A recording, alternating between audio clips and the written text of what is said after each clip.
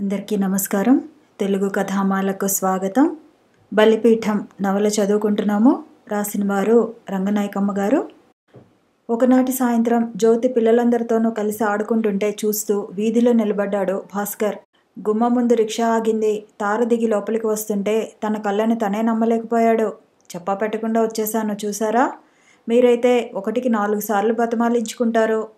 ఇంతకీ ఇంటి దగ్గర ఉంటారో లేదోనని అనుమానించాను. లేకపోయినా పర్వాలేదనుకోండి. అక్కయ్య గారు ఉంటారు కదా. తార తనకై తనే నవ్వుతూ మాట్లాడేస్తుంది. భాస్కర్ తేరుకొని రా తారా, అనుకోకుండా వచ్చావు. ఆయన మోహన్ రావు గారు రాలేదా? నేను లేకపోయినా పర్వాలేదులే, అరుణ ఉంటుంది కదా, రా కూర్చో అంటూ కంగారుగా లోపలికి పిలిచి కుర్చీ చూపించాడు. వంటగదిలో పని చేసుకుంటున్న అరుణ విసురుగా అన్నీ సర్దిపెట్టి గదిలోకి వెళ్ళి పడుకుండిపోయింది. తార కుతూహలంగా గది అంతా చూస్తూ కుర్చీలో కూర్చుని, ఆయన నేను కలిసే వద్దామనుకున్నాము.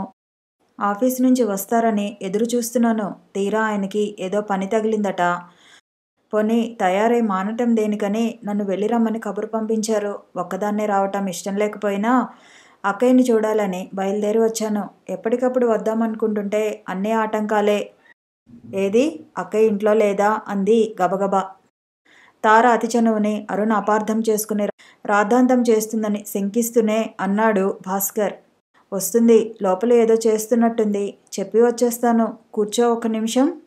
భాస్కర్ వంటగదిలో చూసి అక్కడ అరుణ లేకపోతే పడక గదిలోకి వెళ్ళేసరికి అరుణ గోడవైపుకు తిరిగి నుదురు నొక్కుంటూ పడుకుని ఉంది. అంత అకస్మాత్తుగా తలనొప్పి రావటం ఎందుకో భాస్కర్ గ్రహించినా చేసేది లేక, అరుణ నిద్రపోతున్నావా అంటూ ఒంటి మీద చేయి వేసి పలకరించాడు. ఓహో, నిద్రేం కాదు, తలనొప్పిగా ఉందని పడుకున్నాను అంది అరుణ పొడిపొడిగా. తార వచ్చింది, కూర్చోబెట్టాను. ఓపిక చేసుకుని ఒకసారి లేచిరా అరుణ. ఆవిడ మీకోసం వస్తే మధ్య నేనెందుకు? ఇదా నువ్వు వాదించే సమయం? ఆవిడ వచ్చి కూర్చుంటే నువ్వు రాకపోతే బాగుంటుందా చెప్పు?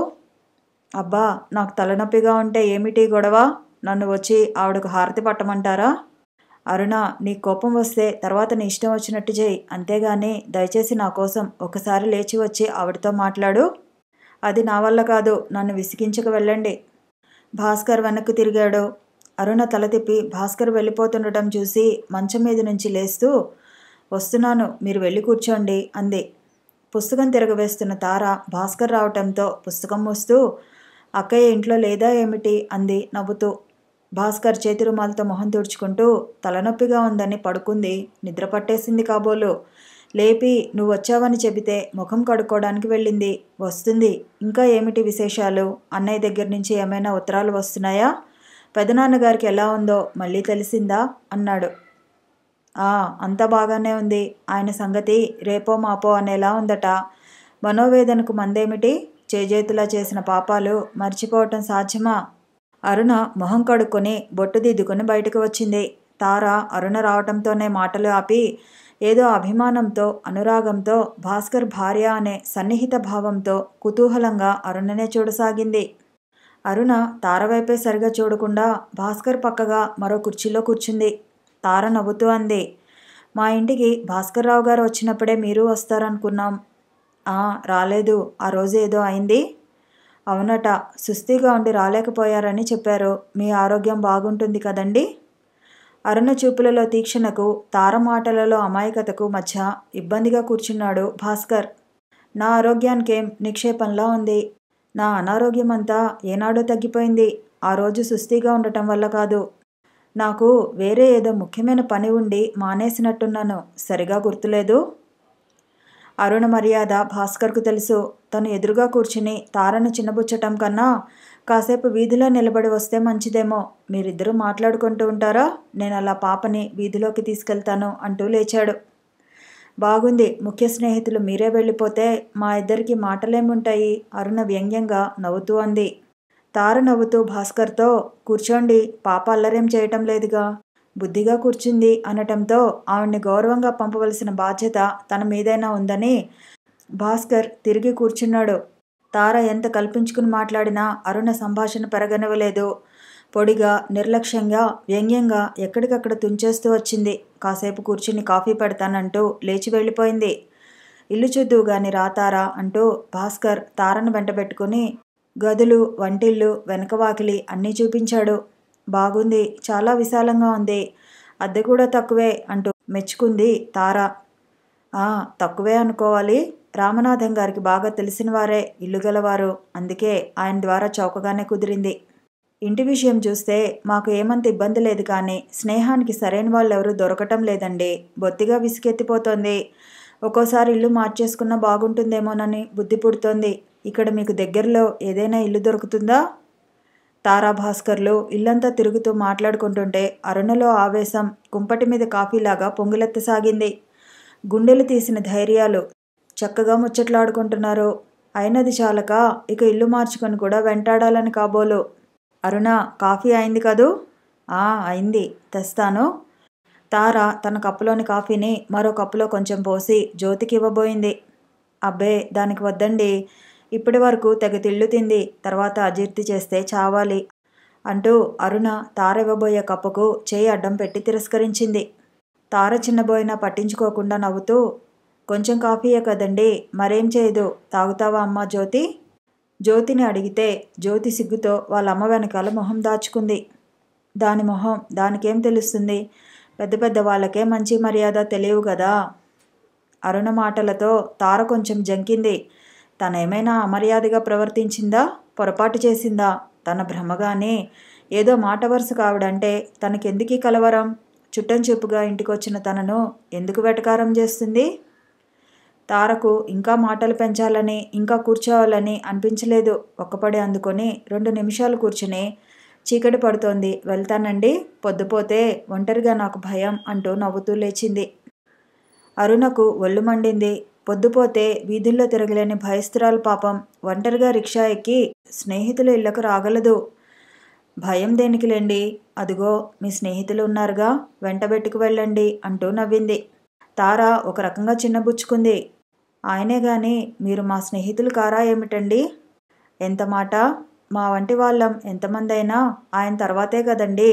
కుంకుమ భరిణె తెచ్చి తారకు బొట్టు పెట్టింది అరుణ. వస్తానండి, మీరు ఒకసారి తప్పకుండా మా ఇంటికి రావాలి. నాకు ఎప్పుడూ తీరదండి, చెప్పలేను, వీలుంటే వస్తాను.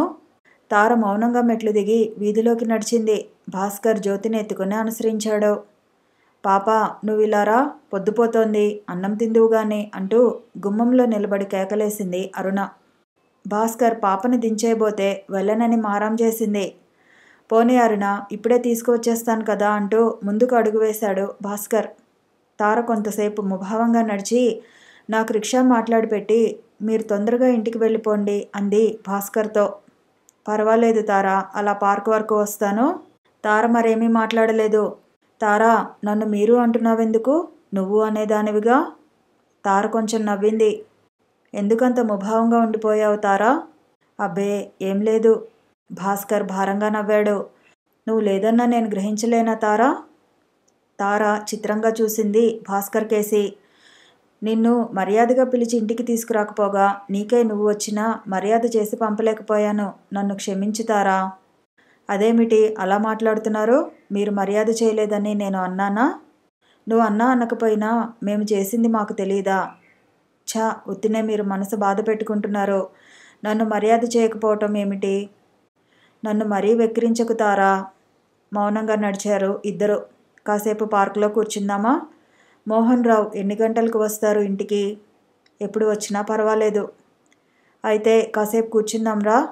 భాస్కర్ చొరవగా పార్కులోకి దారి తీస్తుంటే తార మాట్లాడకుండా అనుసరించింది. ఇద్దరూ పచ్చగడ్డిలో కూర్చున్నారు.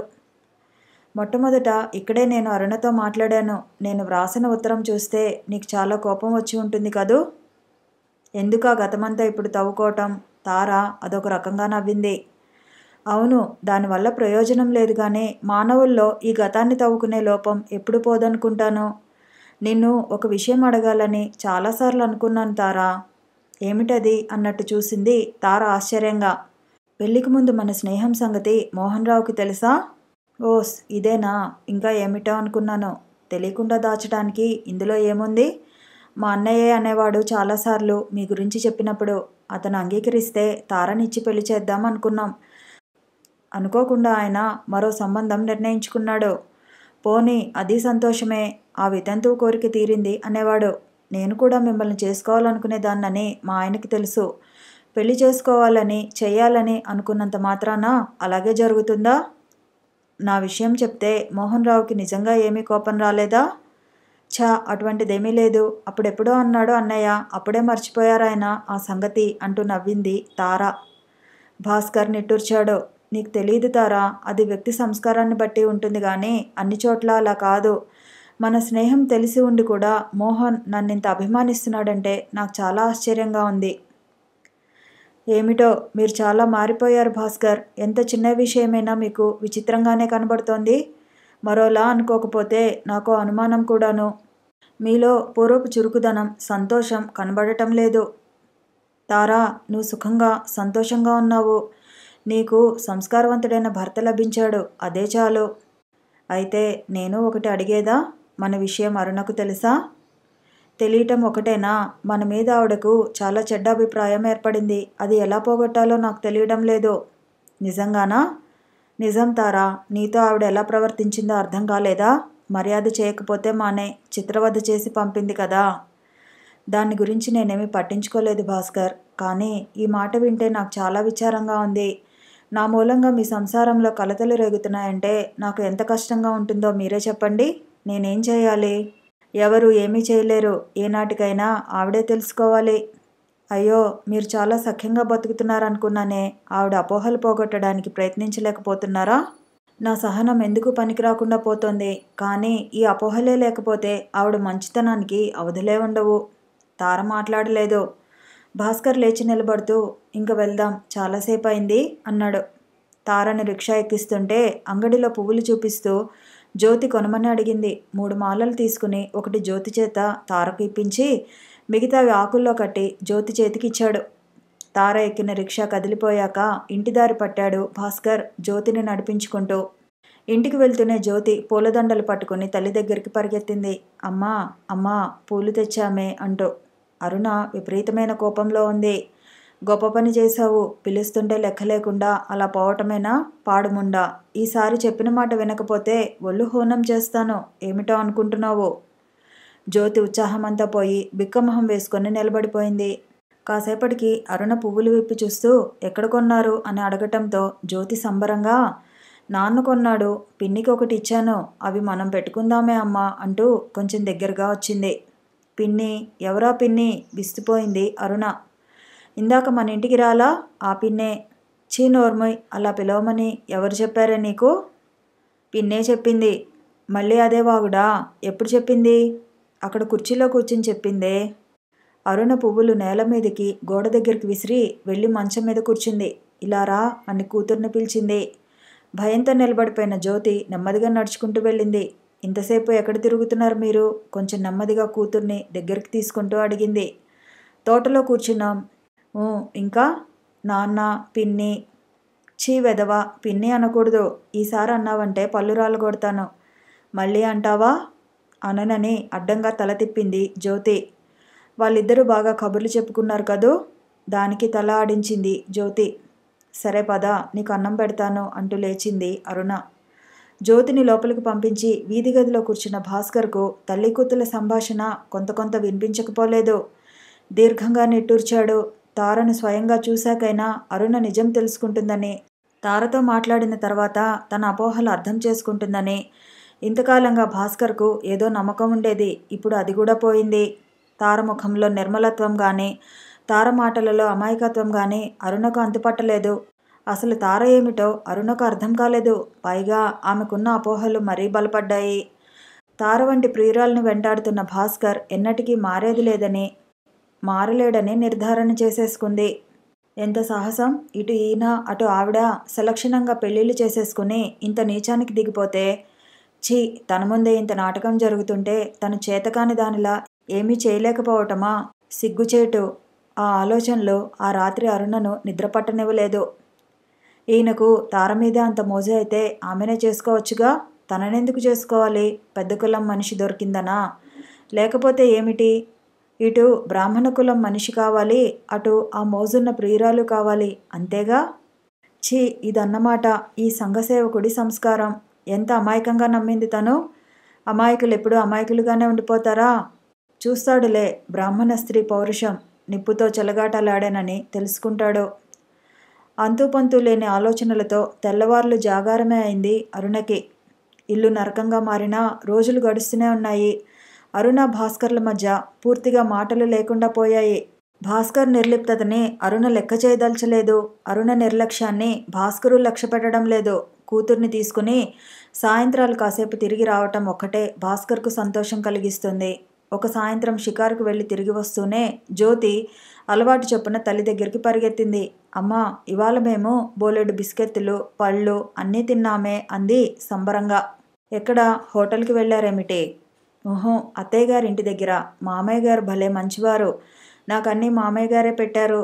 అరుణకు విసుగు వేసింది. ఎవరే ఆ అత్తామామను? అప్పుడు మన ఇంటికి రాలా ఆ పిన్నే. అరుణ చిత్రంగా చూసింది. వెధవకాన, ఏమిటే నువ్వు మాట్లాడుతున్నది? కాసేపు అత్త, కాసేపు పిన్ని, అసలు ఎవరు వాళ్ళు? జవాబు ఇంకెలా చెప్పాలో చేతకాక జ్యోతి గుడ్లు పెట్టుకుని చూస్తూ నిలబడిపోయింది. అరుణకు ఏదో అనుమానం వచ్చింది. చేస్తున్న పని వదిలి జ్యోతి చేపట్టుకుని వీధి గుమ్మం దగ్గరికి తీసుకువచ్చింది. భాస్కర్కు వినిపించేలా అంది. పాపను ఎక్కడికి తీసుకువెళ్లారు? తారా వాళ్ళ ఇంటికి. అరుణ శరీరం అంతా ఒక్కసారి భగ్గుమంది. ఓహో, ఆవిడ ఈసారి వరుసలు మార్చుకుని నాటకం ఆడాలనుకుందా? అయినా మీకంత మోజుగా ఉంటే మీరు వెళ్ళక పాపను కూడా ఎందుకు తీసుకువెళ్లారు? నువ్వు అడిగేదేదో కాస్త సభ్యతగా అడిగితే బాగుంటుంది. నేనేం సరదా పడి వెళ్ళలేదు. మోహన్ రావు బజార్లో కనిపించి బలవంత పెడితే బాగుండదని వెళ్ళి కాసేపు కూర్చున్నాము. సిగ్గులేనివాడు, అతను మనిషిగాడా? అరుణ, ఇతరులను ఇష్టం వచ్చినట్టు అనడం సభ్యత కాదు. హద్దులు మీరి ప్రవర్తించటం నీకే చెల్లింది. అవును, నేను చాలా దుండగాలు చేస్తూ చెల్లించుకుంటున్నాను. తోటల్లో కూర్చుని ముచ్చట్లు చెప్పుకోవటం, పూలదండలు బహుమతులు ఇచ్చుకోవటం, ఇళ్లకే వెళ్ళి తిష్టలు వేసుకు కూర్చోవటం, ఇవన్నీ నేను హద్దులు మీరటం కాదు. భాస్కర్ కిటికీలోంచి చీకట్లోకి చూస్తూ ఉండిపోయాడు. అడిగేవాడు లేకపోతే ఎన్ని అరాచకాలైనా చెల్లిపోతాయి. పెద్దవాళ్ళ ముచ్చట్ల మధ్య పసిముండని దూర్చడం దేనికి? పిన్ని అని ఒకసారి, అత్త అని ఒకసారి ఏమీ తెలియని చిన్నపిల్లకు నేర్పిపెట్టి కూతురు అడ్డొచ్చి నాన్న కాదమ్మా, ఆ అత్తే చెప్పింది అంటూ తల్లి చీరకుచ్చెళ్ళు పట్టుకొని పైకి చూస్తుంటే, చీ పాడుముండా, పాడు వరుసలు నువ్వును అంటూ అరుణ కోపంతో చేయి కొద్ది కూతురి చెంప మీద కొట్టింది. జ్యోతి భయంతో కివ్వుమని అరుస్తూ గిరవాటు వేసినట్టే వెళ్ళి అరుగు మీద పడిపోయింది. కోపంతో పిచ్చివాడయ్యాడు భాస్కర్. దిగ్గున లేచి అరుణను బలంగా వెనక్కి తోశాడు. అరుణ తూలిపోవడంతో నుదురు ద్వారబంధానికి కొట్టుకుంది. మరుక్షణంలోనే సిగ్గుపడిపోయాడు భాస్కర్. తన తొందరపాటుకు చాలా నొచ్చుకున్నాడు. అరుణ నిండు నెలలతో ఉంది. నువ్వు మనిషివి కాదు అరుణ. ఎదుటి మనిషిని కవ్వించి రెచ్చగొడితే ఎంతకని సహించుకోగలరు? ఛీ, నన్ను పశువుని చేశావు అంటూ భాస్కర్ సిగ్గుపడిపోయాడు. అప్పుడు 9 గంటల రాత్రి. భాస్కర్ ఇంట్లోంచి బయటకు వెళ్ళిపోయాడు. అరుణ చాలాసేపు అలాగే కూర్చుండిపోయింది. ఆలోచనలు చెదిరి బాధ తెలిసిరాగానే పొంగిన నుదురు తడుముకొంది. నేల మీద పడి గోలపెట్టిన జ్యోతి ఏడ్చి ఏడ్చి అక్కడే నిద్రపోయింది. అర్ధరాత్రి 12 గంటల ప్రాంతంలో ఇంటికి వచ్చాడు భాస్కర్. మెట్లు ఎక్కుతుంటే వీధి గుమ్మానికి తాళం ప్రత్యక్షమైంది. భాస్కర్ హృదయం దడదడలాడింది. తన దగ్గర ఉన్న తాళం చెవితో తాళం తీసుకుని ఇంట్లోకి వచ్చి లైటు వేశాడు. వీధి తలుపులు మూసి తొందరగా గదిలోకి వెళ్ళాడు. భాస్కర్ శంకించినట్టే టేబుల్ మీద కాగితం కనిపించింది. సరిపడని సంసారం నాకు అవసరం లేదు. నా బ్రతుకు నేను బ్రతకగలను. వెళ్ళిపోతున్నాను. అరుణాదేవి. నిర్ఘాంతపైన భాస్కర్ ఎప్పటికో తేరుకుని ఆ కాగితాన్ని మళ్ళీ మళ్ళీ చదువుకున్నాడు. నా బ్రతుకు నేను బ్రతకగలను. వెళ్ళిపోతున్నాను. సరిపడని సంసారం అవసరం లేదు. ఆ కాగితం డ్రాయర్లో పెట్టి పక్క మీద కూర్చున్నాడు. అరుణని అలా గెంటడం తప్పే. ఆమె మీద కోపం వస్తే మాట్లాడకుండా గదిలో నుంచి వెళ్ళిపోతే కాదు. ఆ తప్పు కన్నా ఇంకా పెద్ద తప్పే చేశాడు తను. పిల్ల నేల మీద పడి ఏడుస్తుంటే దానికి ఎక్కడ దెబ్బ తగిలిందో చూడకుండా, దాన్ని లేవదీసి ఎత్తుకుని ఓదార్చకుండా, ఎక్కడ పడ్డదాన్ని అక్కడే వదిలేసి బయటికి వెళ్ళిపోయాడు. తల్లి కన్నా తనేం సున్నితంగా ప్రవర్తించాడు. కూతుర్ని అక్కున చేర్చుకోవాలనే తహతహతో ఇంటికి వస్తే అప్రయత్నంగా భాస్కర్ కళ్ళు అశ్రుపూరితాలయ్యాయి. తను మోటుగా ప్రవర్తించిన దానికి అరుణని క్షమాపణ కోరుకోవాలనే వచ్చాడు. ఇంత చిన్న విషయానికి ఇల్లు విడిచి వెళ్ళిపోతుందా? సంసారం సరిపడకపోవడానికి అపరాధమంతా తనదేనా? వారం దాటిపోయింది. అరుణ రాలేదు. భాస్కర్ కబురు పంపను లేదు. ఒకరి సంగతులేమీ ఒకరికి తెలియలేదు. చాలాసార్లు పాపను చూడాలనిపించినా తనకే తను వాళ్ళ ఇంటికి వెళ్ళటం ఇష్టం లేక మనసుని గ్రహించుకొని ఊరుకున్నాడు. ఆ సాయంత్రం అమల వచ్చింది. అరుణ లేదని తెలుసుకొని అక్కయ్య ఎప్పుడు వెళ్ళింది అంది. వారం రోజులైందిలే. నెలలు నిండుతున్నాయి కదా, విశ్రాంతిగా ఉంటుందని నేనే పంపించాను. పురుడు అక్కడే పోసుకుంటుందా? డాక్టర్ని ఇవాళో రేపో అడగాలి. కిందటిసారి ఆశ్రమంలో పోసుకుంది, ఈసారి ఏమంటుందో. అయితే స్వయం పాకమన్నమాట. ఈ పూట భోజనానికి ఉండేదా? నిక్షేపంలా. తినడానికి కాదు సుమా. ఇంకా నేను వండుకోలేదు. చేసి తినేసి వెళ్ళు. నీ మర్యాద మండినట్టే ఉంది బావా. కాసేపు కూర్చుని పోదామని సరదాపడి నేను వస్తే నవ్వుతాలకి అన్నాను అమల. నేనే వండుకుంటానులే. నేను నవ్వుతాలకే అన్నాను బావగారు. వండి పెడతాలేండి. అమల సరదాగా భాస్కర్తో మాట్లాడుతుంటే కుంపటి అంటించి వంట ప్రారంభించింది. అమలను చూస్తుంటే తార గుర్తొచ్చింది భాస్కర్కు. ఇద్దరిని తలుచుకుంటే లక్ష్మి మెదిలింది మనసులో. ఈ ముగ్గురితో తనకు సంబంధాలు అంటగట్టడం కన్నా ఘోరం, దారుణం మరేమైనా ఉన్నాయా? అరుణ ఎందుకింత అవివేకంగా ఆలోచిస్తోంది? ఇంటికి తాళం వేసి అమలతో పాటే బయలుదేరాడు భాస్కర్. అమలని బస్ ఎక్కించి ఒక్కడు నడుస్తుంటే అప్పటికప్పుడు పాపను చూడాలని బుద్ధి పుట్టింది. పాప కూడా ఒక్కరోజు తను కనిపించకపోతే గోల చేస్తుంది. పెద్దవాళ్ళ మనస్పర్ధల మధ్య పసిహృదయాన్ని నలిపివేయటం వివేకం అనిపించుకుంటుందా? అరుణ కూడా నెలల నుండి భారంగా తిరుగుతూ ఉంటుంది కాబోలు. పంతాలు పౌరుషాలు సమయాలు లేకుండా పనికి వస్తాయా? భాస్కర్ భార్యను కూతుర్ని చూడాలనే కాంక్షతో తనకు తను నచ్చజెప్పుకొని తిన్నగా శాస్త్రి ఇంటికి బయలుదేరాడు. సాయంత్రం 6 దాటింది. దీపాలు వెలిగాయి. శాస్త్రి మడత కుర్చీ వేసుకుని ఇంటి ముందు కూర్చుని ఉన్నారు. భాస్కర్ మామూలుగా లోపలికి వెళ్లకుండా అరుణని ఒకసారి పిలుస్తారా అన్నాడు. కొంచెం దూరం నుంచే భాస్కర్ రావటం గ్రహించిన శాస్త్రి సర్దు కూర్చుంటూ నిర్లక్ష్యంగా అన్నాడు. లేదు అరుణ. ఎక్కడికి వెళ్ళింది? తెలీదు. జ్యోతి? అదీ లేదు. భాస్కర్కు నమ్మకం కలగలేదు. ఈ పరిస్థితిలో అరుణ ఎక్కడికి వెళ్తుంది? వెళ్ళినా మీకు తెలియకుండా ఎలా వెళ్తుంది? నాకు తెలీదని చెప్తుంటే విసిగిస్తావేం? వెళ్ళవయ్యా. తన్ని తగిలేసింది చాలక. భాస్కర్ నిర్ఘాంతపోయాడు. ఏమిటి నీ నిర్లక్ష్యం? ఎవడో నౌకర్ని విదిలించినట్టే విదిలిస్తున్నాడు. ఇది అరుణ ఇచ్చిన అలసి కాకపోతే ఏమిటి? అమ్మాయి లేదని చెప్పానుగా, ఇక వెళ్ళవచ్చు. శాస్త్రి వ్యంగ్యంగా రెట్టించడంతో భాస్కర్కు కోపం ముంచుకు వచ్చింది. మర్యాదగా మాట్లాడండి, లేకపోతే బాగుండదు అనేసి వెనుదిరిగాడు. తెల్లబైన శాస్త్రి కళ్ళు చిట్లించి చూస్తూ ఉండిపోయాడు. పాప ఎక్కడైనా పిల్లలతో ఆడుకుంటోందేమోనని చూస్తూ భాస్కర్ వీధిలోనే నిల్చున్నాడు. 10 నిమిషాలు అయ్యేసరికి జ్యోతి ఇంట్లోంచి పరిగెత్తుకు వచ్చింది. నాన్నా నాన్నా అంటూ. భాస్కర్ సంభ్రమంగా కూతుర్ని కౌగిలించుకుని ముద్దు పెట్టుకున్నాడు. పాప బాగున్నావా అమ్మా అంటూ తల నిమిరాడు. ఇంట్లోనే ఉన్నావా అమ్మా? అమ్మ కూడా ఉంది నాన్న. నువ్వు తాతయ్యతో మాట్లాడుతుంటే నన్ను వెళ్ళొద్దంది. భాస్కర్ నమ్మలేనట్టు చూస్తూ ఉండిపోయాడు. నువ్వు ఊరు నుంచి ఎప్పుడొచ్చావు నాన్న? భాస్కర్ ఆశ్చర్యపడి నేను ఊరు వెళ్ళానని ఎవరు చెప్పారమ్మా అన్నాడు. అమ్మ చెప్పింది, బామ్మ కూడా చెప్పింది నాన్న. భాస్కర్కు అరుణ మీద అసహ్యం వేసింది. పాపను ఎత్తుకుంటూ అడిగాడు. మీ అమ్మ ఏం చేస్తోంది? ఊరికే గదిలో కూర్చుంది. భాస్కర్కు అరుణ దగ్గరికి వెళ్ళాలనిపించలేదు. రా నాన్న, అమ్మ దగ్గరికి వెళ్దాం అంది పాప సంతోషంగా తండ్రి మొహంలోకి చూస్తూ. తను ఊరు నుంచి వచ్చాడనుకుంటున్న పాప అరుణను చూడకుండా వెళ్ళిపోతే పరిస్థితి అర్థం చేసుకోలేక బాధపడుతుందేమో. తల్లిదండ్రి దూరంగా ప్రవర్తిస్తుంటే పాప పసిహృదయం మోగబాధ అనుభవించదు. మౌనంగా శాస్త్రి ముందు నుంచే అరుణ ఉన్న గదిలోకి వెళ్ళాడు భాస్కర్. ఊహించిందేదో జరిగినట్టు అరుణ కలవరపడి సర్దు కూర్చుంది. భాస్కర్ క్షణం మౌనంగానే ఉండి చివరికి అన్నాడు. ఒంట్లో కులాసాయేనా అరుణ? మీ దయవల్ల. పోనీ కులాసాగా ఉండటమే కావాలి. ఇందాక నేను రావటం నీకు తెలియదా? వీధిలోకి ఎవరు వస్తారో ఎవరు వెళ్తారో మామయ్యే చూసుకుంటాడు. మీరిద్దరూ ఇంట్లో ఉండగా లేరని చెప్పటంలో ఆయన ఉద్దేశం ఏమిటి? అది ఆయన్నే అడగాల్సింది. నీకు చాలా కోపం వచ్చినట్టుంది. తన్ని తగిలేశాను కదూ, అందుకేనా? దానికేముంది, ఎవరికి చేతనైంది వాళ్ళు చేస్తారు. ఇదేనా నీ ఉద్దేశం? చెప్పిందే చెప్పనవసరం లేదనుకుంటాను. సరే భాస్కర్ పాపను దించుతూ నేను వెళ్తానమ్మా, నువ్వు ఆడుకో అన్నాడు. పాప తండ్రి చేతుల్లోంచి దిగకుండా నేను నీతో వచ్చేస్తాను నాన్న, మన ఇంటికి వెళ్ళిపోదాం అంటూ బిక్కమొహం వేసింది. పాప నువ్వెక్కడికే, ఇల్లారా? అరుణ గర్జనతో హడలిపోయిన పాప తండ్రి భుజం మీద మొహం ఆంచి ఒదిగిపోయింది. భాస్కర్ పాప వీపు నిమిరి ముద్దు పెట్టుకున్నాడు. దాన్ని దించండి. నేను తీసుకువెడతాను.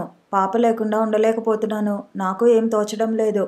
మీకు తోచడానికి చాలామంది ఉన్నారు. ఎవరిని పిలిచినా వచ్చి కూర్చుని కబుర్లు చెప్తారు కానీ దాన్ని దించి వెళ్ళండి. కావచ్చు, అయినా పాపే నాకు కావాలి. వీల్లేదు. భాస్కర్ ఒక రకంగా నవ్వాడు. పాపకి నేను తండ్రిని, నేను తీసుకువెళ్తుంటే వీల్లేదంటానికి నువ్వెవరివి? అరుణ వ్యంగ్యంగా అంది. నేనెవరో మీకు విన్నవించుకోనవసరం లేదు. మీ హోదాలు, హక్కులు ఇక్కడ కాదు. కోర్టుకెక్కి పోట్లాడండి. మీ పాపని మీకే అప్పగిస్తారు. అరుణ, ఏం భయపడుతున్నారా? ఛీ, ఇంత తెగించి కూర్చున్నావా? అదే ఇద్దరికీ మంచి పని. సరే, అది చూద్దాం. పాపని దించబోతూ, పాప అమ్మ దగ్గరే ఉండమ్మా. నేను రేపు బిస్కెత్తులు, మిఠాయిలు అన్నీ తీసుకొస్తాను అంటున్న కొద్దీ పాప తండ్రి మెడ చుట్టూ చేతులు వేసి, ఊహూ, నేను వస్తాను అంటూ ఏడవసాగింది. భాస్కర్ కూతురికి ఎన్నో విధాలా చెప్పి బుజ్జగించాడు. నేను మళ్ళీ వచ్చి నిన్ను తప్పకుండా తీసుకువెళ్తానమ్మా. నా చిట్టి తల్లి నా మాట వింటుంది. ఏది ముద్దు? పాప తండ్రిని నమ్మి కిందకు దిగింది. 2 బుగ్గలు ముద్దుల కోసం ఇచ్చింది. భాస్కర్ కూతురు తల నిమిరి నెమ్మదిగా వెళ్ళిపోయాడు. అరుణ కసి తీర్చుకుంటున్నట్టు చాలా సంతోషపడింది. భాస్కర్ వెళ్ళిపోవడంతోటే జగదాంబ శాస్త్రి ఆ గదిలోకి వచ్చారు. ఎందుకు వచ్చాడు? ఇంటికి రమ్మంటున్నాడా ఏమిటి అంటూ.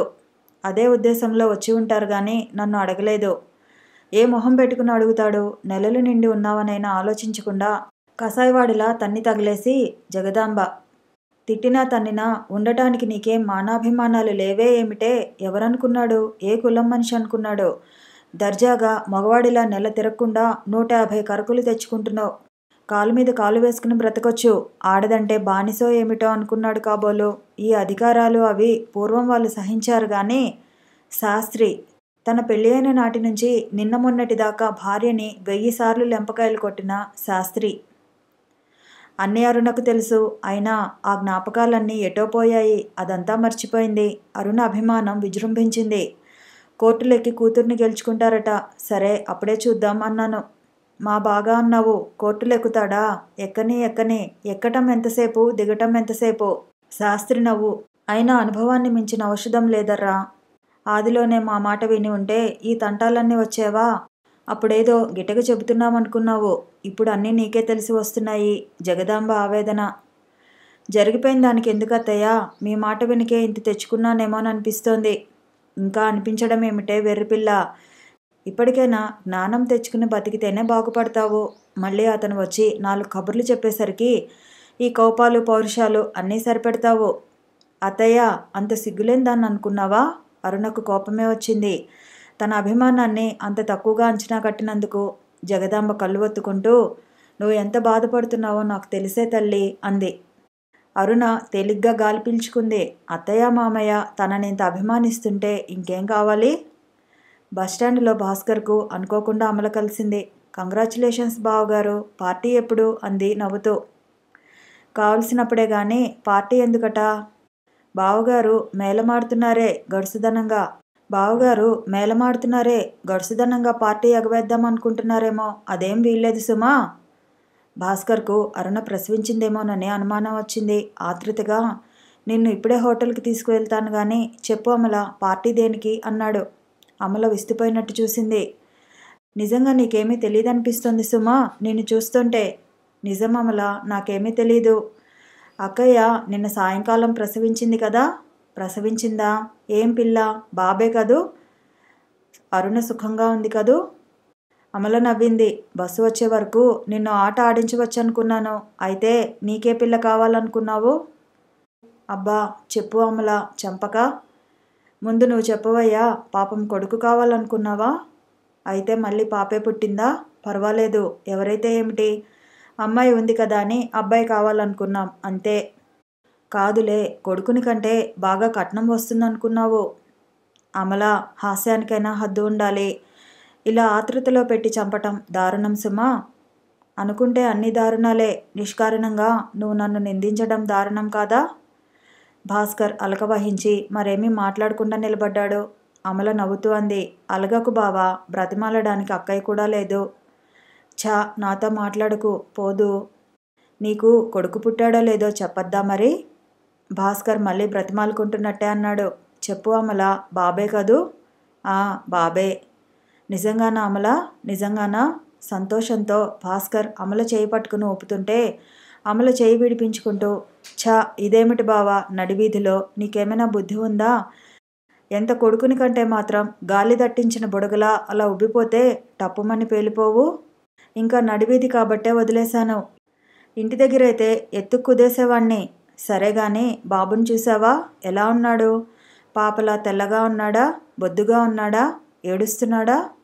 అబ్బే ఏడవటం లేదు. పకాలించి నవ్వుతున్నాడు. నాన్నగారేడి అని అడుగుతున్నాడు. నిన్ను తీసుకురమ్మని వాడు పంపిస్తేనే ఇప్పుడు నేను వచ్చాను. ఇక మళ్ళీ ఇలా చంపుతావు కాబోలు 1 గంట. చంపను గాని నీ కొడుకు చంద్రవంకలా ఉన్నాడు బావా. కానీ చిన్న లోపం. పాపం ఒక చెవు లేదు. అమలా, ఉత్తదే బావా, చెవి కాదు, కన్ను లేదు. ఛ అపశకున పక్షి, నిన్ను చిత్తగొడతాను. అబ్బో, నువ్వు కొట్టిన వాళ్ళు ఆసుపత్రుల నిండా పడి అఘోరిస్తున్నారు. అబ్బబ్బా సోదిపిల్ల, అసలు సంగతి చెప్పావు కాదు కదా. చెప్తాను బావా, కంగారు పడకు. నీ కొడుకు లుంగారు ఎలా ఉన్నాడు అంటావు, అంతే కదా. అందంగా ఉన్నాడా లేడా అంటావు, అవును కదా. నీకు నీ బస్సు వస్తున్నట్టుంది, వెళ్ళు తల్లి. వస్తే వచ్చిందిలే, ఇంకో బస్సుకి వెళ్తాను. ఈసారి నిజం చెప్పేస్తాను బావా. మీ అబ్బాయి చంద్రబింబంలా తెల్లగా కాంతులు విరజిమ్ముతున్నాడు. గత రాత్రంతా అక్కయ్య గదిలో దీపమే వెలిగించుకోలేదట. ఇక ఆరోగ్యం సంగతి అంటావా? ఎంచక్క లివర్ క్యూర్ వారి పాప ఇలా ఉన్నాడు. ఛా, ఏమిటది? ఏం తప్పుగా వర్ణించానా? మా బాబు ఆ బొమ్మలా ఎప్పుడూ ఉండడు. ఎన్ని పళ్ళు, ఎన్ని మందులు, ఎన్ని టానిక్లు వాడింది వాళ్ళమ్మ. అవన్నీ ఏకీభవించి మీ అబ్బాయి తయారయ్యాడంటావు. సరే, నేను వెళ్తాను. నిజంగానే బస్సు వస్తోంది. అదేమిటి, పార్టీ ఇమ్మన్నావుగా, పద హోటల్కి. ఇప్పుడా? 1 కప్పు టీ నీళ్ళు పోసి వదిలించుకుందామన్నా? అదేం కుదరదు. మరోసారి ఘనంగా. అది తర్వాత. ప్రస్తుతానికి ఇద్దరం టీ తాగుదాం. పద మర్యాదగా. నాకు బస్సు తప్పిపోతుంది బావా. పర్వాలేదు, రిక్షాలో వెళ్దువు గాని. టీ తీసుకుంటూ అమల అడిగింది. అయితే బావా, అడగటం మర్చాను. నీకు అక్కయ్య వాళ్ళు కబురు పంపలేదే? భాస్కర్ అమలతో మాట్లాడుతున్నా చాలాసేపటి నుంచి అదే ఆలోచిస్తున్నాడు. బాబు పుట్టి 1 రోజు పూర్తిగా వస్తున్నా తనకు కబురు రానేలేదు. తన మీద ఎందుకింత కక్ష సాధిస్తున్నట్టు కబురు తెచ్చేవాళ్ళు ఎవరు దొరకలేదేమో అమల అన్నాడు పైకి. అదేమిటి బావా, ఆ ముసలాయన రిక్షాలో కూర్చుని రాలేడు? ఎవరో ఎందుకు? వాళ్ళు రారు అమల, అదే అంతే. భాస్కర్ చాలా ముభావంగా అంటుంటే అమల అర్థం కాని దానిలా చూసింది. హోటల్ నుంచి బయటికి వచ్చేసరికి బస్సు వచ్చింది. వస్తాను బావా అంటూ అమల అటు తిరిగింది. సంతోషం అమల, శుభవార్త చెప్పావు, చాలా సంతోషం. కథ కొనసాగుతుంది. మళ్ళీ కలుసుకుందాము. ఈ వీడియో నచ్చితే లైక్ చేయండి, షేర్ చేయండి, కామెంట్ చేయండి, ఛానల్ని సబ్స్క్రైబ్ చేయండి.